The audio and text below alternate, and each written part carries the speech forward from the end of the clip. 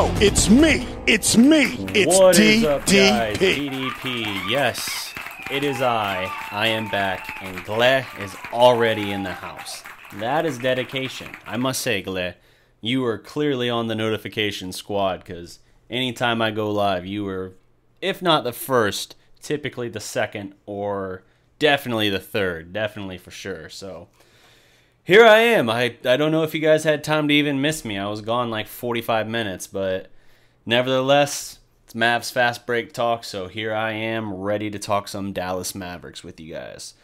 So, if you guys haven't already had a chance to see the lovely description and title that I put out, in fact, I don't think I did anything for the title, so let's just say the description, then you know that the general subjects of the day are Dirk's recent comments regarding Luka Doncic and kind of just giving some, what's the phrase I'm looking for here, some perspective to how impressed he is and what he thinks of Luka Doncic so far. You have that. You have talk a little bit about, hey, Barry Grogan, what's up, man?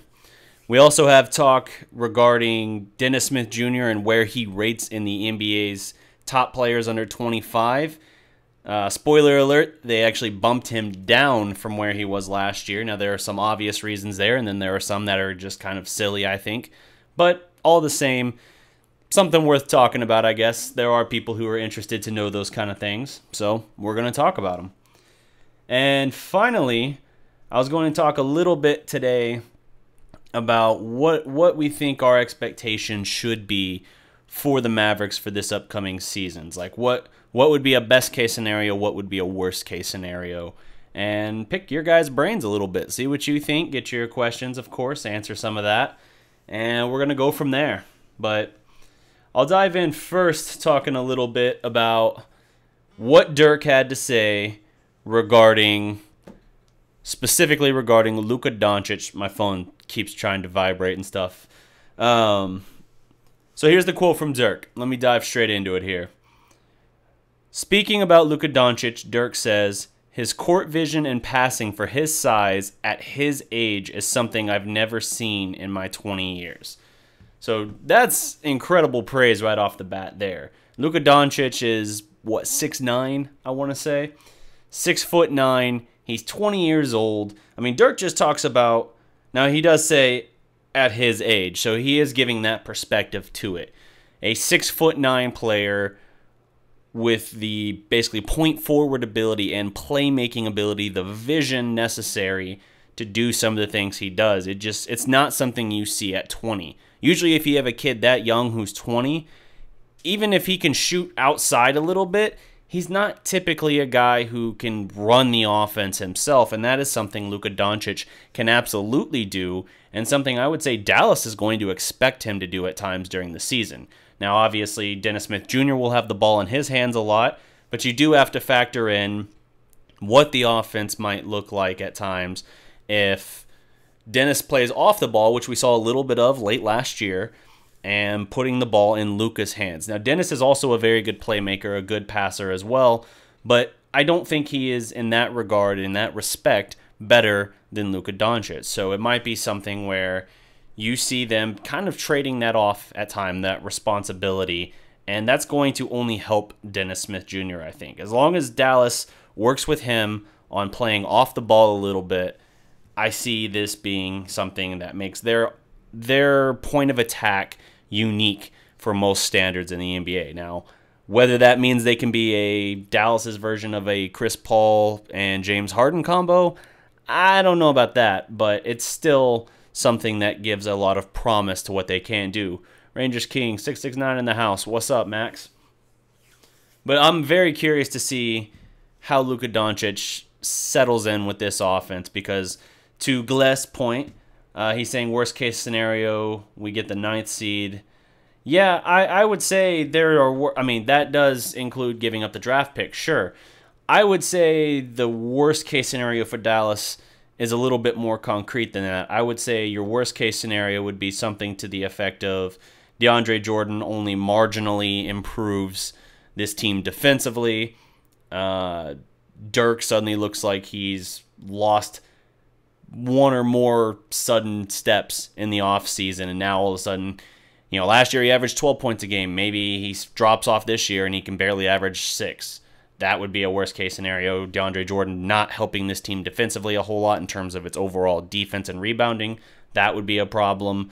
Luka Doncic being a not all-rookie selection, but meanwhile, to your point regarding the Atlanta trade, Trae Young somehow being an all-rookie selection, those would all be worst-case scenario. If Dallas is in the mid to high 20s in wins and all that other stuff is going on, that's a worst-case scenario, I think, because yes, they are going to be better set for the future than they were last year at this time. But at the same time, you have to also consider, what it is for the send-off of Dirk, what it means for this team's ability to compete. Because regardless, DeAndre Jordan is a huge part for at least the immediate picture of what Dallas is trying to do.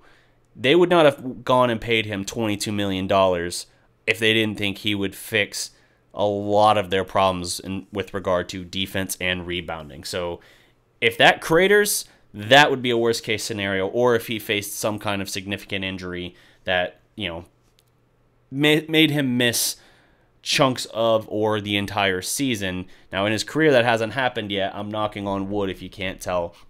But that would be a disaster for Dallas, obviously. As far as best case scenario, best case scenario would be, obviously, Luka Doncic is an all-rookie selection. That Dennis Smith Jr., Ray Ricks, I'm late. Just by a few minutes, nothing much, buddy. Best case scenario would be Luka Doncic is an all-rookie selection. The Mavericks are challenging for that 8 seed. I don't think they can get up with the West stacked the way it is. I think Dallas is, even its best case scenario, is probably an 8 seed. And with that being the case, you got to have like Dennis Smith Jr. post a field goal percentage right around or just north of 40%. That will be a significant, important step up for him. And that kind of lends to the next subject I'm going to get to in a moment. But you need that from Dennis. You need Luka Doncic to prove that he is that dude.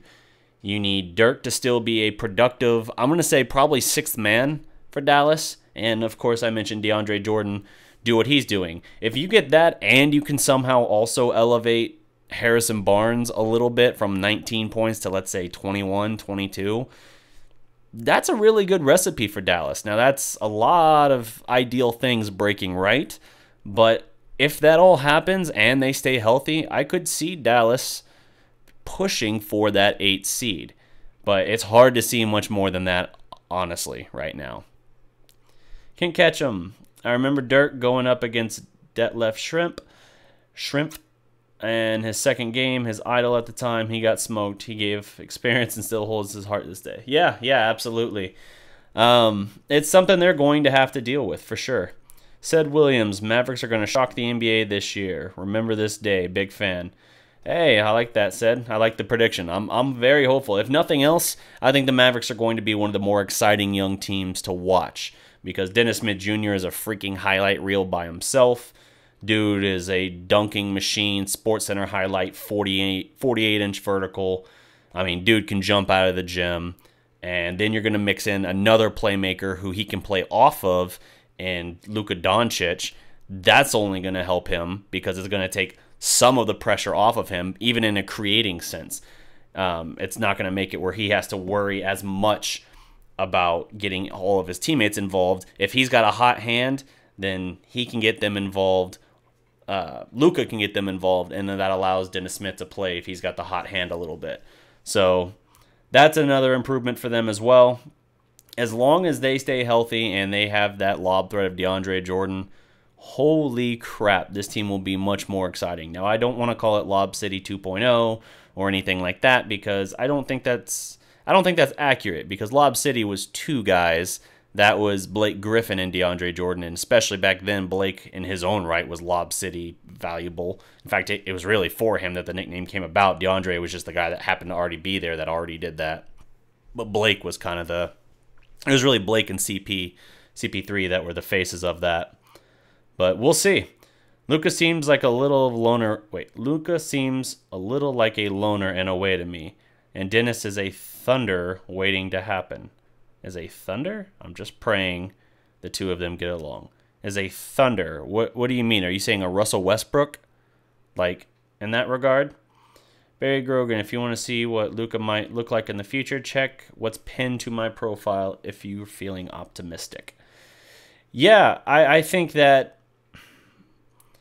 I don't know that Luka is a loner. I think there's a little bit of a transition period that he's going to have to adapt to just because he hasn't been... Yeah, Powell is a second lob threat, though. He's a decent lob threat. I mean, Powell is certainly at that, but I'm just talking about with regard to like a Blake Griffin class dunker, and Dwight Powell is not that, even though he is a frequent lob target in the last couple of years for Dallas. I think Luka's just getting settled in Dallas, honestly. I think that he's getting used to everything here. He's kind of building a relationship and chemistry and everything with his teammates. And everyone who's seen him on the team has had nothing but high praise. So I read Dirk's quote earlier. I can read that off again here real quick, just since we didn't have everybody in here at the time. Let me grab that. Dirk said, talking about Luka, his court vision and passing for his size at his age is something I've never seen in my 20 years. My 20 years being his NBA career, or not, you can't say professional basketball career. It's his 20 years in the NBA pro, because he was pro before that. So that's something to really hang your hat on. Meanwhile, you've also got then Harrison Barnes talking a little bit about Luka. Let me find that screen cap I took. Basically just raved about Luka's passing ability and playmaking ability, saying that he is clearly a special talent and Mavs fans should be excited to see him on the court this season. It's something interesting to me that you have all these guys coming out and saying something. Now, obviously, they're going to be asked about him, but even Rick Carlisle has said he's going to be special this year, and Mavs fans are going to regret if they don't watch his rookie year. Like, he's basically saying, pay attention now if you want to see what he can do, because this kid's going to be special. And when even Rick Carlisle is saying that, that gets my attention. Dirk, I don't think Dirk rains that high of praise down on just anybody. He had some positive things to say about Dennis Smith the year before as well, of course, but this to me seems like, at least if I remember correctly, a shade above that for sure. And you've had other guys like JJ Barea chime in, even like people get it. People really see something here, and it's starting to get to the point where now you're seeing and hearing enough that it's like, okay, there's got to be something here. This isn't just hype. There's something of substance here. But we'll have to see. That's always the challenge. Let me make sure I'm still hitting all the comments. Luka Doncic and Dennis Smith Jr. will be the big young two-man tandem. Doncic is something special. Yeah, I agree. And like I said, I don't know if they're going to be Dallas's version of Chris Paul and James Harden, but they're going to be at least in a similar mold with regard to being two guys that can run the offense or play off the ball and still be solid playmakers. Now, obviously, neither of them have the three-point shooting acumen of James Harden or, to a somewhat lesser extent, Chris Paul, but I do like a lot what I see from them and what I think they can bring to the table. The two of them are very much different, at least at this moment. He is a sneaky alpha, Luka, and Dennis is a for real alpha in your face. I love them both, just saying. Yeah, I do think that... here's the thing. I think they're going to get along well, though. Because, yeah, they are a little bit different in that regard, but I don't see anything selfish from Dennis Smith Jr. I know last year he averaged something like 5.5 assists a game, but I never saw anything from him where I felt like he just got tunnel vision and stopped passing the ball or started hunting only his own shots. I get the impression that he does look for his teammates and he does look to get people involved, and that works well. And that's the thing too, is when Luka, that's one of the strengths of his game, is his passing, his vision, and his playmaking ability. And when you got someone, throwing crazy passes that are, making people's jaws drop and just pop, the crowd pop and everything, that's infectious. Ball movement is infectious. When things are working, when you see beautiful ball movement and passing that keeps the defense off balance and then you get an easy bucket out of it, whether you threw the first pass or the last pass, that is infectious, and that is something like for the 2011 Mavericks, that was one of the best staples of that team. Not just their three-point shooting, but their ball movement was really good. Really, really good that year.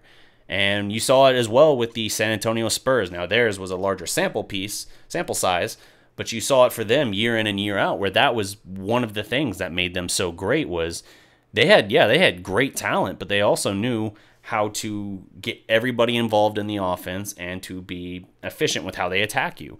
And now you have that as well with the Golden State Warriors, Steve Kerr being a Popovich disciple in that way. But it's still one of those things where, now in their case as well, they also have such an embarrassment of riches as far as talent that was going to be the case anyway. No team can guard 5 guys at that quality or tier of talent. But the Spurs really wrote the book on it. The Mavericks, for at least a short period, became well-studied and well-versed in it as well.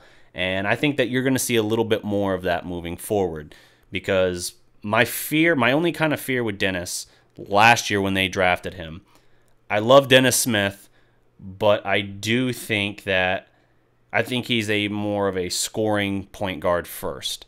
Now, he still averaged 5.5 assists in about 29 minutes action, which is nice. I like that.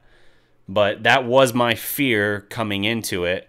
And to see him now paired with a Luka Doncic, who complements that well, I think that's actually a perfect balance there. For your second star to be someone that can, complement what he does, I think you're going to see them kind of rub off on each other a little bit in that way, where you see then Dennis looking to pass a little bit more. Not, of course, unless he, not turning down good shots of his own, but just looking to score or to pass a little bit more often as well, and to get everyone involved, because then it becomes a competition, right? If you see Luka throw some absurd alley-oop dunk to DeAndre Jordan, and then Dennis is going to come down the floor and be like, oh, I could do a pull-up jumper, or I can try and throw an even nicer oop to DeAndre.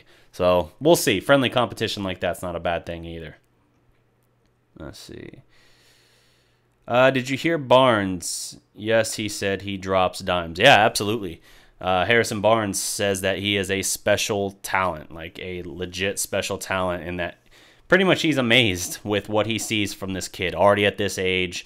And even now it looks like, we're not even to preseason yet, so you can't completely run away and say that, oh, this is the best player in the draft, guaranteed. We think he can be. Obviously, the Mavericks felt that way. They had him number 1 on their board the whole way. That's why they were still willing to trade up from 5 to 3 when they didn't get the lottery ping pong ball that they were wanting. But it's interesting. It is interesting to see how this thing can kind of shape up and what we can expect. But on paper, I think Dallas has a really good foundation actually moving forward that they can do a little something with.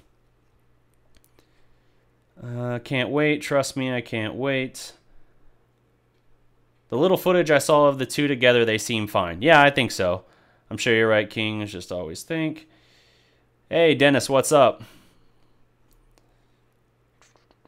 Dirk, my favorite player of all time, is still there, so I'm sure he can smooth things out if need be. Yeah, again, I don't think there's going to be, at least nothing yet, at least, no chemistry issues that we know of.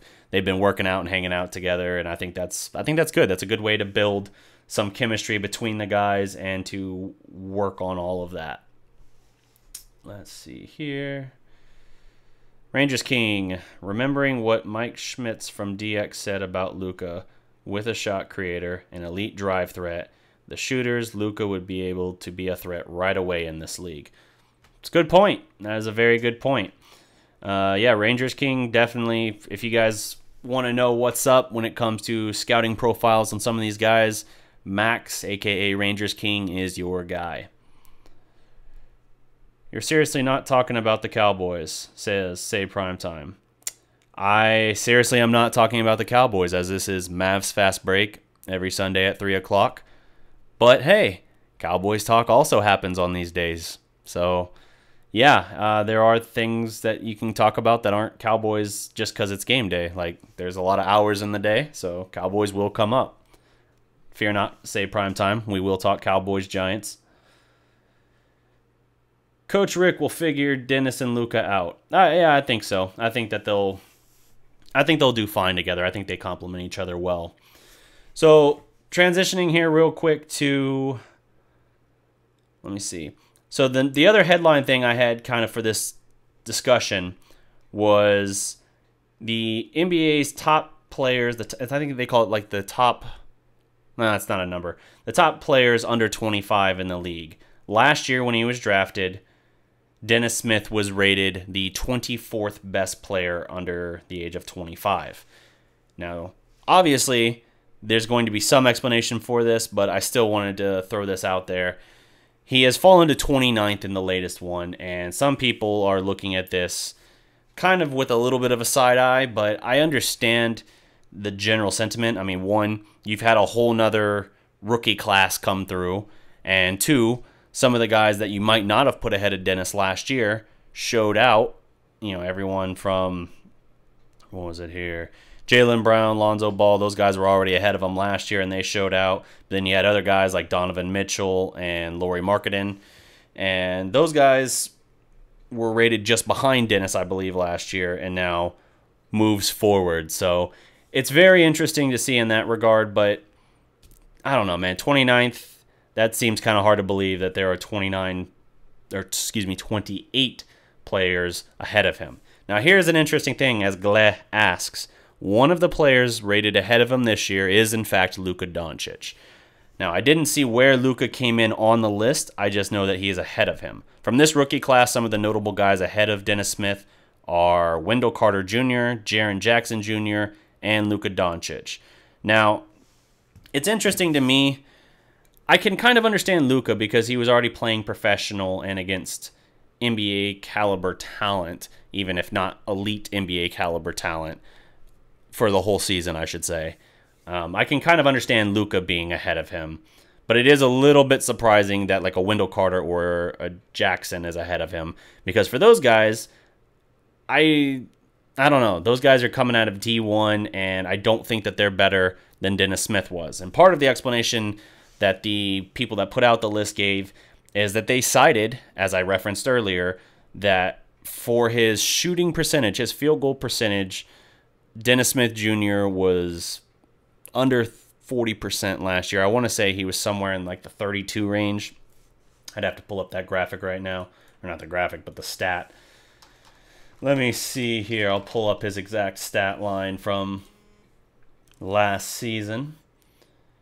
He averaged field goal percentage 39.5. So I was I was looking at his 3-point percentage. That's what I had. That was 31.3. So he shot sub 40% from the field last year, and just under 30 minutes, 31.3% from 3, 3.8 rebounds, 5.2 assists. So yeah, it's one of those things where he's got some ability, but he dropped off because people looked at him and didn't think that he was efficient enough. So that was part of what they pointed to. A little more fun and a little more interesting. So without further ado, yeah, they did list Wendell Carter as better than Dennis Smith Jr., which I agree is one of those ones where I'm like, I don't know about that, buddy. I think Dennis Smith Jr.'s NBA player comparison for the future should be Kevin Johnson, an athletic player who slashes and creates space for others, developed a passing game in the future, but a better shooter. Interesting. That's a good player profile most people wouldn't consider. As I said already as I've said many times already, we should either have to be the 8th seed or win with the first 3 picks. Yeah, I agree. That's one of those things that they're going to have to. It's not like a big explosion. What is that? Doing green screen effects or anything. Remember, Dallas gets no respect. No, they don't. It is going to be interesting to see how that all comes about. I think that Dallas is going to be an exciting team this year, but I also think that they're going to have to make some adjustments. I mean, there's going to be a transition period for Luka. As special as he is, I think you're going to see a lot of flashes from him early on, but you got to find the consistency in that. So it's going to be a different animal for him to some degree. Now, again, I think he's more prepped to take that on, that transition on, then there's something in the background. Oh, I got music playing in the background? That's awesome. What's playing? Oh. Cool. Good catch. Yeah, equipment tutorial type thing. Hopefully that doesn't get copyright flagged. Yeah, I am working on some something for some filming of this retrospective series, including a camera stabilizer. So I think that's what that video was referring to, just some of the ways in which I can use it for certain shots. But now that I've given free advertisement to another channel's content, we'll reel it back in now. Yeah, I caught it and paused it. Let me see. Mute the desktop audio just in case something like that wants to pop up again and embarrass me further. Every time I think I got this shit down, man. Oh, man. Lost my train of thought now. I think I was talking about Rangers Kings player comp. I think that's a good one. A lot of people don't look or know as much these days about Kevin Johnson, but I think that's a good player comp for sure. Let's see. Guys, hit me with a couple questions here. I know this has only been about 27 minutes so far. I don't know that I have a full show of content fleshed out and ready to really dive into. My co-host Ennie is still recovering from a minor procedure. So in the meantime, I'm just trying to hold down the fort here alone while also, as Say Primetime was wanting to know, prep for the Cowboys game tonight and what coverage I'm going to be able to offer for that. So if you guys got questions, hit me with them. But yeah, this will probably be a little bit of a shorter show here. Probably something in the neighborhood of 30 minutes anyway, since we're closing in on that mark. Let's see. Look through my notes here. Call-ins. Yeah, we can do a call-in. I can call in, do a call-in for a couple of you guys. You will have full content soon. Oh, I know. I am excited for when. I mean, football season's already here, and that's helped a lot. But I'm excited for when both seasons are going, and I have infinite content to talk about, pretty much. So let me set this up here. Yeah, if we want to do call-ins, I can do call-ins for a couple people here and give 5 minutes or so a piece.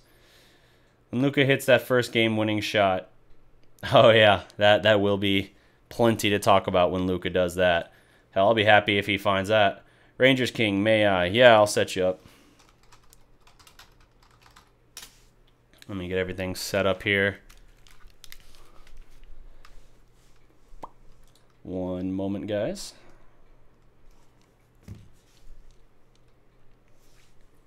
So I got to bring the desktop audio back. Nothing's moving, so I don't have any more camera operating tutorials going on. Oh, that's so dumb. All right.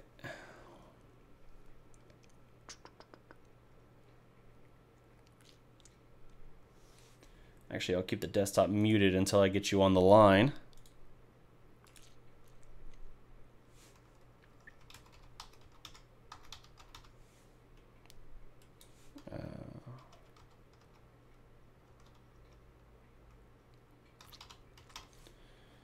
All right. Bringing on Rangers King now. Once I get him on the line, I will switch the audio over.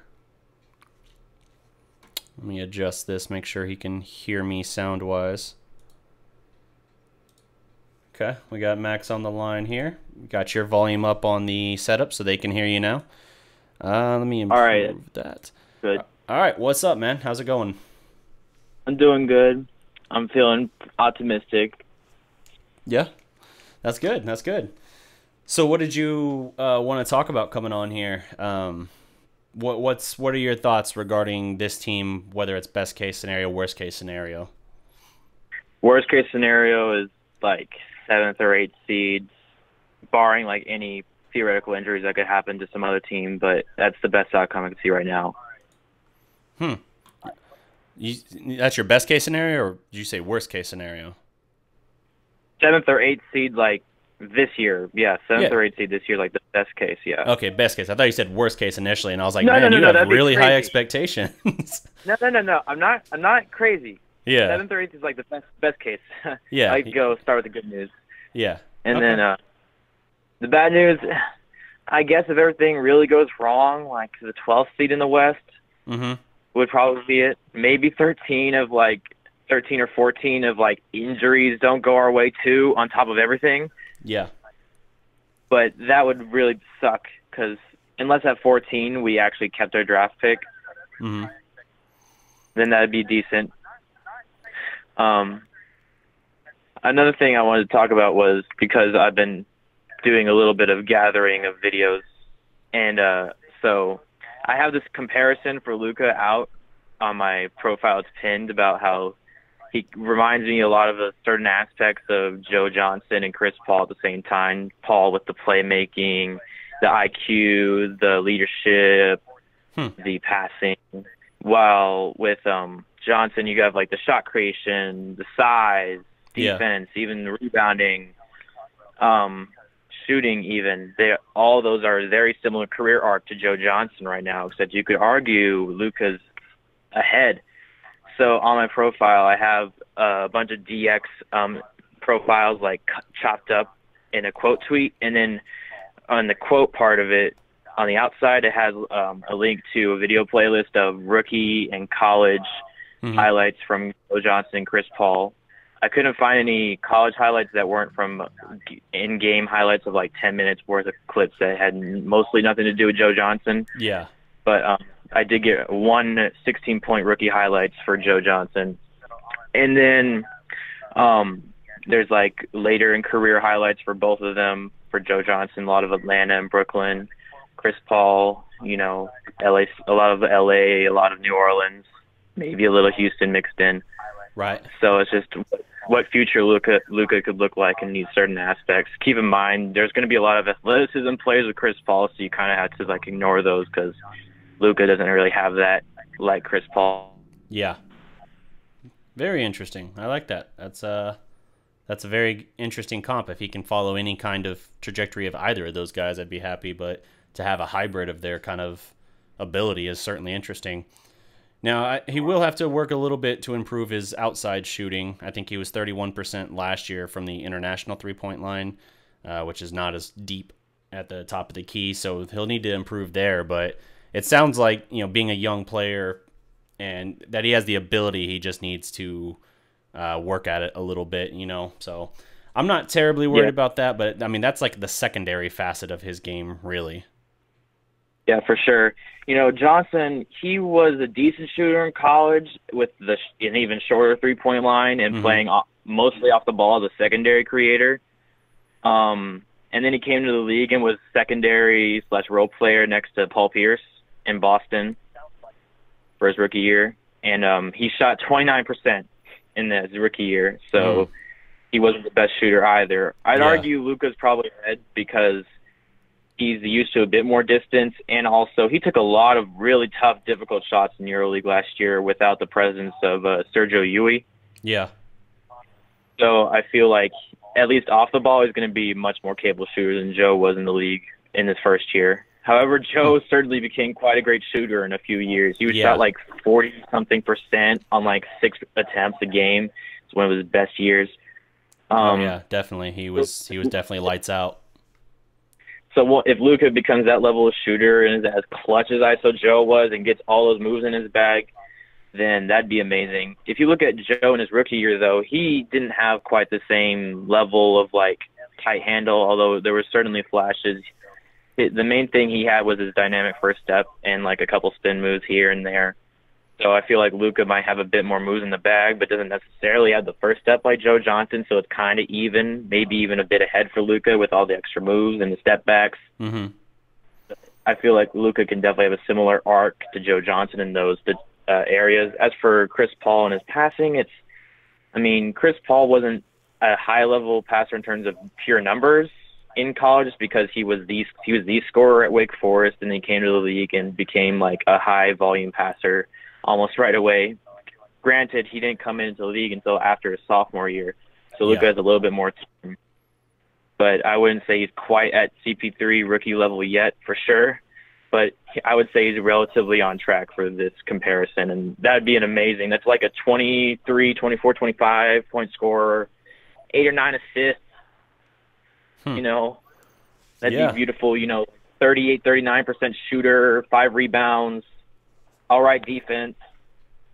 How do you expect him to look as a rookie? Like, if you had to kind of try and put some kind of trajectory on his rookie campaign, like, what do you think his stat line might look like for the season? It's tough because there hasn't really – Luka is kind of very different to any other NBA player who's ever been in the league because, like, you never had, like, a 19-year-old EuroLeague MVP come straight into the league. But if I had to say, it would be something along the lines of what Joe Johnson did, but with higher volume and much, much better passing and much better shooting, too. Yeah. Because Joe Johnson in his rookie year put up like 12 or so points on a team that I think made the playoffs with Paul Pierce in like his 3rd year. Right. He made all rookie team as well. So that's also great. And then he got traded to Phoenix later in the year, and he raised up his volume with his scoring, like by with Nash and everything too. This was before Nash. This was 2002. Oh, 2002. Yeah, I know they played together at least a little bit in Phoenix. So yes, if 2002, then yeah, before Nash. Yes, but I don't think that team in 2000. I think they might have made the playoffs because I think Kidd was at never mind. He was in New Jersey, but it definitely improved a little bit in Phoenix, and then he came into his own in Phoenix, became like a teen scorer, and then he got that trade to Atlanta and really took off. And then in Brooklyn, he kind of became the savior, the last-second guy who saved the team death. Yep. So if Luka could have that kind of trajectory, except with the playmaking be more of a mainstay in the league, compared to Joe Johnson, who kind of fell off again into a teen scorer who just kind of was a clutch guy, whereas Luka could be like a longer-term superstar star kind of guy, that'd be pretty incredible. And that's what I feel like Luka can do at his best. Everyone wants to say Luka is James Harden, but I feel like Luka is a bit more of an interior player in comparison. He can post up a lot more. So Joe Johnson has a lot of those post abilities too.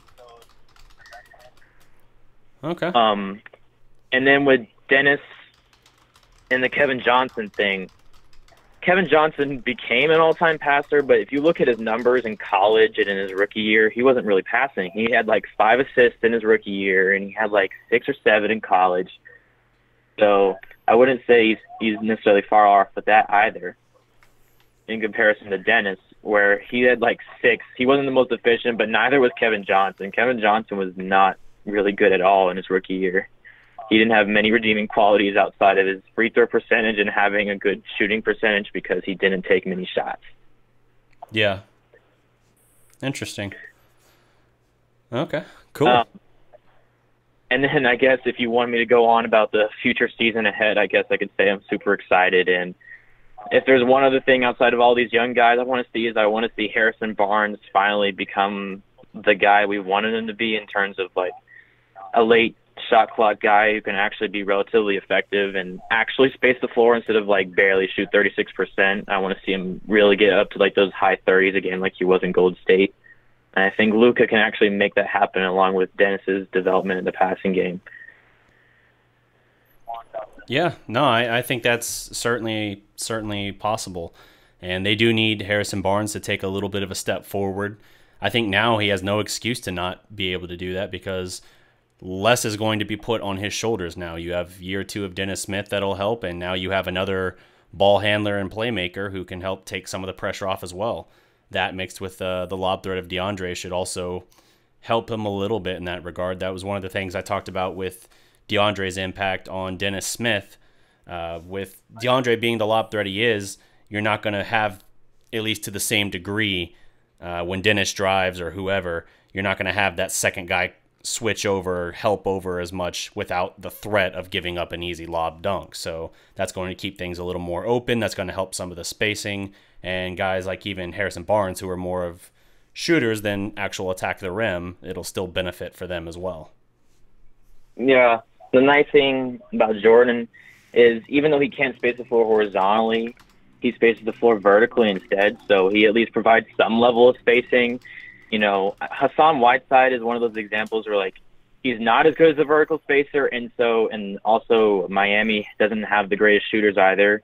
They're not necessarily the most consistent right now. Mm-hmm. And then you see like he's being forced to take off the court in the playoffs because Kelly Olynyk is a better floor spacer, and they need the spacing in the last few minutes to have Goran Dragic, you know, open up space for other players. And then Goran can kick it out to whoever's on the perimeter so they can drive, or kick it out to a shooter so they can shoot. Yeah, definitely. Yeah. Huh. And that's why it really helps for DeAndre. And if there's any way DeAndre Jordan can, like, really become that defender that he was, yeah. Oh, my God.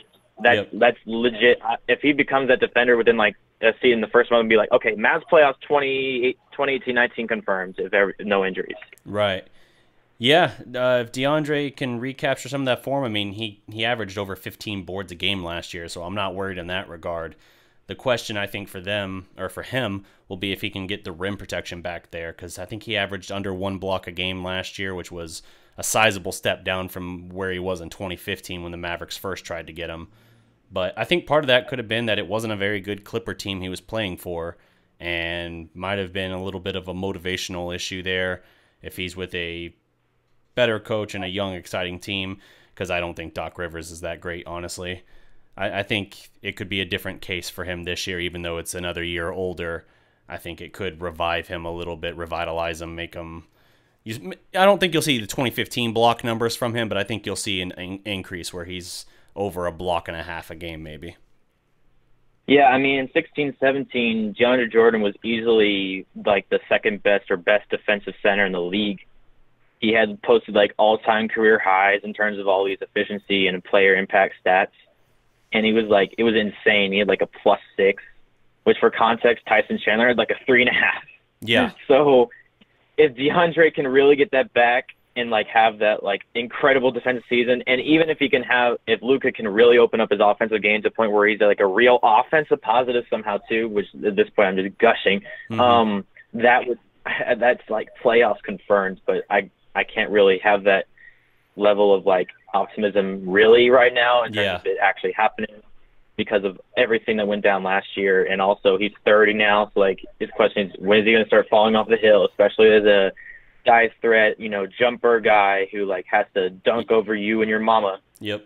So yeah, no, those are all valid points, and I think that might be part of why he kind of slimmed down this summer. It looks like the photos you've seen of him around the Mavs facility and everything looks like he's kind of slimmed down, and as long as he doesn't do it to the point of not being able to win those physical bodying up wars down low, that'll be big. You know, he'll be able to.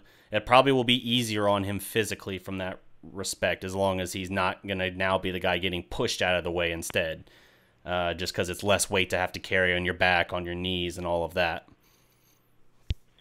Yes, for sure. And then I guess if I wanted to throw my piece out on the bench, I love Ryan Broekhoff. I love him, so it's great to see him. We got to see a little bit of him guarding Luka in that promo video, which was very interesting. Yeah, no, if you did not catch that. Did you see it? I saw it. Yeah, I saw it, but I guess I didn't. I guess I was so focused on Luka, I didn't even notice it was Broekhoff guarding him. Yeah, he was like it was like a one. There's like two plays. It was one where he was driving to the rim and Broekhoff was guarding really highly, and then like Luka just like spins and then does this right hand layup up against the glass, but you don't really see it go against the glass, but you're presuming it goes against the glass because it goes too high to hit the rim, and then I presume it goes in because like it looks on target and everything. And then the second time he's like posting up Ryan, but you don't see him take the shot. Yeah. And then he just looks like he's having a good time. He looks confident. And then Ryan looks like he's giving him the business, and yet Luka's still scoring on him, which like goes back to how Ryan was like speaking so high of him, and how like he really wanted to play with him, how he'd be ready for him in the corner for the threes.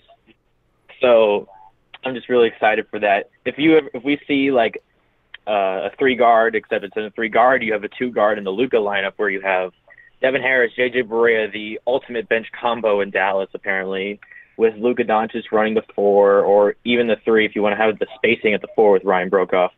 And then you have that ball movement with Ryan in the corner, and then Dwight Powell or Dirk on the court, doesn't matter which. Both provide their own unique levels of spacing, either in vertical or in horizontal for a bench unit. Yeah. That would be really exciting to see, and I feel like we could torch some bench units even more this year than last year. And I think that could really get us to some wins this year, even more than last year, for sure.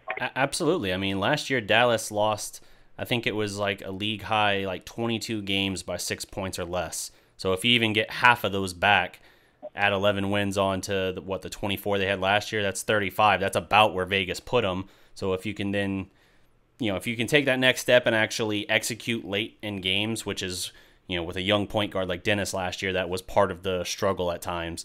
If you can execute late in games and close them out at a little bit better rate than half of those 11 or half of those 22 games, then at that point you can start pushing for that 8 seed if you can get into like the low 40s as far as wins. So we'll see. Yeah, it'll be interesting. Now, the West, that's one of the things with the West, it's super talented, but at the same time, the fact that it's so talented means it's probably going to be one of those tougher years. Like, you're not going to have a 50-win 8 seed likely. You're probably going to have like the couple teams at the very top who kind of have like the Golden State, or I don't know about Houston this year, but someone like that who can kind of have their way for the most part with the rest of the conference. But then after that, it's a lot of the other teams just kind of cannibalizing each other, and you'll probably have a situation where everyone is somewhere in that 45 to 48 win stretch or something like that for the playoff picture. So we'll see. Yeah, but for sure. But the thing is, one thing I'm worried about is that since all these teams are going to be losing more often, they're going to see the Mavericks and be like, instead of sitting their guys and resting them, they're going to gun for us so they can get the W's. And so it kind of backfires a little bit, because I remember there's some games where like the Spurs would rest some of their guys against us late in the season, or like insert 8 seed playoff team like the Trailblazers might rest Damian Lillard or CJ McCollum or something. That's not going to happen for us anymore, because now we're much more of a threat, number one, and two, they don't have as many opportunities to win. So now we're that team that is going to be tested a lot, because we're not going to be that team where you sit your starters against us because they don't really care. Early on they might be, because until you actually start winning games, people are still going to assume not much has changed. Now, if Dallas comes out and is a much better team right off the bat, and they're not sitting there like something like 4-14 through the first 18 games or whatever, then yeah, at that point, if they're making people take note, then yes, you're right. They will absolutely not rest their stars against them. They'll throw a better punch at them and all of that, and you won't be able to sneak up on them. That's when it gets tough. Early on, you can surprise some teams who were trying to look past you because of what they perceive. But yeah, I think that it will be something where if they get some momentum, the difficulty is certainly going to go up a notch from anything they saw last year. Yeah, and then on top of that, you have this team just got younger. Like, everyone is younger now, except for maybe Brokoff is older than the McDermott. But other than Brokoff, you have Brunson 2 years younger or 3 years younger than Farrell. That's one. Two, you have Doncic coming in. He's 20. Mm-hmm. So that's two super young players who are coming in, or might get – one's going to get really significant minutes, and the other might earn a spot in the rotation as like in the Yogi Ferrell role. Okay. So you always have that question. Is your team going to be able to make games as competitive and as close with a younger team in the mix? Because you always have the fear, are your youth going to be able to compete at the same level right away and be able to win games in the clutch? Because often they don't, but Luka's a different breed, and even Jalen Brunson might be a different breed with his experience in college, but college is nothing like the NBA. Yeah, no, that's a valid point, and it's not just that he was good in college. In Brunson's case, he won 2 national titles, was a AP Player of the Year. I mean, he did just about everything you could do in the college game. So, and he's an older college player coming out too. How long was he there? 3 years? Yeah, 3 years, I think, with a red shirt. Yeah. Okay. So yeah. He's much older for a rookie than a lot of these pups that come out at 19. So that you would think should benefit him as well. So that's another good point, man. I like that. But Yeah, the thing is, the one nice thing about it all is that Brunson is like really young for a 4-year college player. He just turned 22 last month. okay. So he at least has a little bit more time to develop and maybe actually really advances his game beyond like just settling into the NBA and adapting his game. Maybe he adds like a little bit of efficiency here. Maybe he has some better defense there that, you wouldn't otherwise have if he was a 24, 25-year-old guy that finished up his 4 years in college with a redshirt 5th year or something. So there might even be a little bit of development left for him as well. Yeah, very possible, and they need there to be, honestly. He was very good in college, but you definitely have to find that next gear when you actually get to the show, so to speak. So it'll be interesting to see what he can do. I think he's got all the makings of a very good backup point guard, or depending on how they change up the lineup, maybe he starts in a 2-guard lineup. But I think he's got the makings of a good reserve player for the Mavericks for the next several years. Certainly. My only worry is that I'm never a big fan of drafting backup point guards, but I guess if there was one backup point guard, or maybe two, you would really have to draft if you really wanted a backup point guard early in the second round. It would be Brunson and DeAnthony Melton to me would be those two guys. So yeah, I love Melton. I think in the case of Brunson, just him falling to them where he did, just kind of like, oh, well, we like this guy too, and we're surprised he's here. Let's just do it, So yeah, for sure. I don't think it was by any means the design. Like, okay, let's see if we can get Brunson here. I think it just kind of maybe something they started realizing was happening, and then when it got there, it's like, all right, let's just do it. But yeah, I think he'll have value for sure. Yeah, I'm silently contemplating if we had Mitchell Robinson right now. Yeah, no, that's valid. But anyway, well, thanks for coming on with me for the call. We'll have to do it again sometime. Next Sunday, I'll open up the lines again. We should hopefully have any back by then. He's still recovering from, I think he got his wisdom teeth out, so he had that on, I think he said Friday, and he's still not quite up to doing a full hour of talking sports yet. So we should have him back then, but we'll open up the lines again. Max, tell them where they can find your stuff. Well, at RangersKing669 is my Twitter handle. You can the pin tweet I was talking about there, of course. You can find the articles, the 4 I've written so far about 2 players, Ryan Brokoff and Ding Yanyu-Hung. DeAndre Jordan on the way. I think I'm really going to be able to get something going this week because I have Wednesday off for a religious holiday, and the time in between going out for religious things and doing home and getting back home, I might be able to do some scouting in between. Okay. Very cool. Yes. I think that's everything. Oh, spelling, right. Let's just make sure we get this right. No caps. And that's pretty much it. Go Mavs. Can't wait for Media Day. It's this weekend. Friday. It's Friday, the 21st. And then the first game is going to be against the Beijing Ducks at the AAC. I think it's at 6:30. So that'll be interesting. Luka will get his 10 to 15 minutes against some Chinese team, and he'll go off, and then he'll go to China, and then we'll really get to see him against some closer to NBA level talent, even if they're only going at 70%. Yeah. Yeah, no, it should be exciting. Well, thanks for coming on. We will have you again on here in the future, Max. Thanks. Thanks, DK. See ya. See ya. All right, so let's see. What are we at here? 55 minutes. All right, well, that's pretty much going to wrap up the time I got for Mavs Fast Break this week. I got time if you guys want to hit with 2 more questions. I got time for that.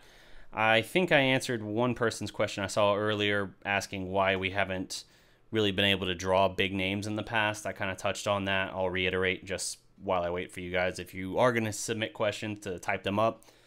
The reason I don't think the Mavericks have drawn big name free agents in the past is because Dirk, as great as he is, his game is not like an Americanized, sexy style that SportsCenter picks up. Now, obviously, when the Mavericks, 2011, made their deep playoff run, that was different. But, for the majority of his career, his style of play did not go well with SportsCenter top 10. It was silky smooth fadeaway jumpers, not 360 dunks or, tomahawks or anything like that. And I think that that kind of affected their pursuit a little bit because you had guys, and he always likes to point out how Darren Williams, when he chose the Brooklyn Nets over the Dallas Mavericks in when was that? Was that 2012, I believe, when he chose them originally over Dallas, that part of that was he liked the idea of playing with Joe Johnson, a more athletic player, over Dirk in that case. And if that's the deal, then I mean, you could obviously say for how that turned out for them, that was a misfire on his part, a bad decision, but that just is the perception out there. And I think that's turning now for the other direction because now moving forward, now Dennis Smith Jr. is your guy. You're going to see, you've seen already Dennis Smith on all these highlights, any off-season dunks he does, anything like that, it's getting people's attention and making them pop. And he's getting respect from like serious veterans all around the league, whether it's LeBron James, Steph Curry, Kevin Durant, all these guys are showing him love and respect. And now, obviously, Donovan Mitchell is the new, what's the word I'm looking for? The new featured piece out of this previous rookie class.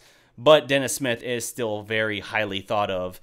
And if he can take a step forward in his game, get his efficiency numbers up a little bit, which I think he will, and Luka Doncic looks anything like he did in the EuroLeague as far as the playmaking, the vision, and all of that, I think Dallas, with all of that and the absurd amount of money they have next year, which is anywhere from $70 to $84 million, they can really go after some guys, and they can money whip a couple big fish. Now, I think you still have to have the draw, right? If you don't have a piece or two, it's hard to money whip anybody if you have nothing. But I think that they have two very good, solid foundational pieces where, now, I think Jimmy Butler's probably going to the Knicks, but that is a guy that would be an absolute stud I would go after if I could. Another one that's interesting is Chris Middleton.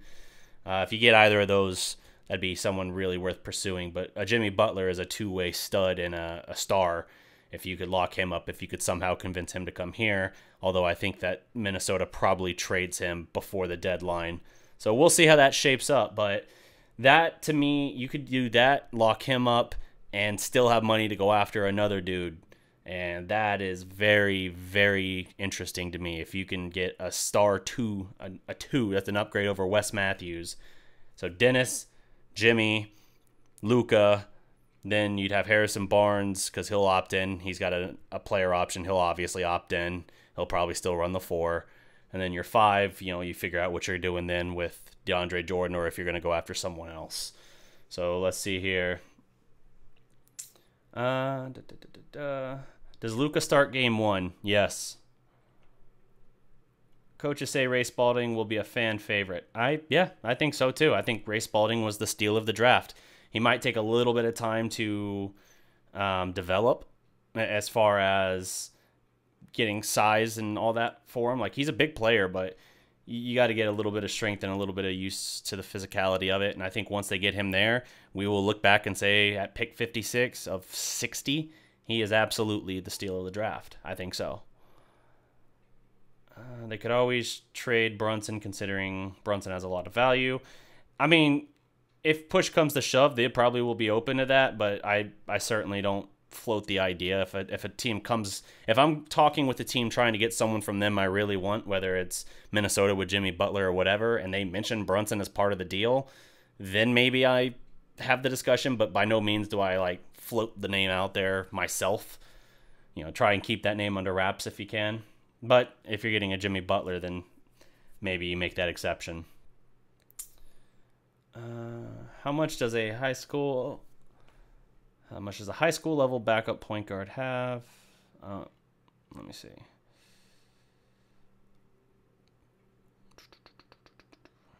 JJ was a starting shooting guard for the T-Wolves, but he wasn't much. Madeline's friends and fam. We shouldn't trade away our youth. I think we are a star and a good role player away. I agree, Madeline. I think that they need. That's why I point to a Jimmy Butler, because he's a star. I don't consider him like a superstar or anything like that, but I think he's a damn good two-way player. And if you could pair him with what you already have, that really intrigues me as far as what you would have quality-wise, your point guard through your power forward, and then obviously they're going to have to assess, depending on what he does this year, if they want to re-sign DeAndre Jordan to a new deal or if they want to try and look somewhere else. I say if DeAndre Jordan has a year like he's had the past couple, you lock him up for at least a 2 or 3 year deal if you can. I get hesitant to lock him up when you're starting to look at the end of that contract being around age 34, 35, but I think you can get a lot of value out of him, and I think he would help a lot with what they are trying to do at that point. He fits enough of what they need that it's worth the investment, especially when you're not having to break bank for Dennis Smith or Luka Doncic.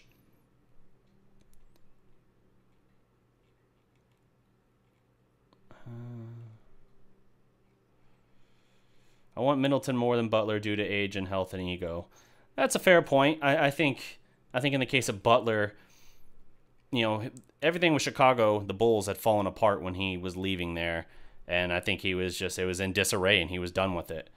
And then regarding what's happening with him in Minnesota, I think that's more of like the team just doesn't have the right work ethic and everything. That's what I was reading, was that he is really frustrated with the lack of work ethic and everything he sees from guys like Wiggins and even someone as talented as Karl Anthony Towns, that they just don't have the right mentality and practices and all of that. So even though he's with his old head coach, Thibodeau, he's still frustrated with them, and that's why he's reluctant to commit to them, even though they're offering him, I don't know if it's a super max or just a new max deal, but they're offering him a 5-year deal worth a lot of money, and he's not sure that he wants to be there. So there's obviously research to be done and some investigating to be done, but we'll see.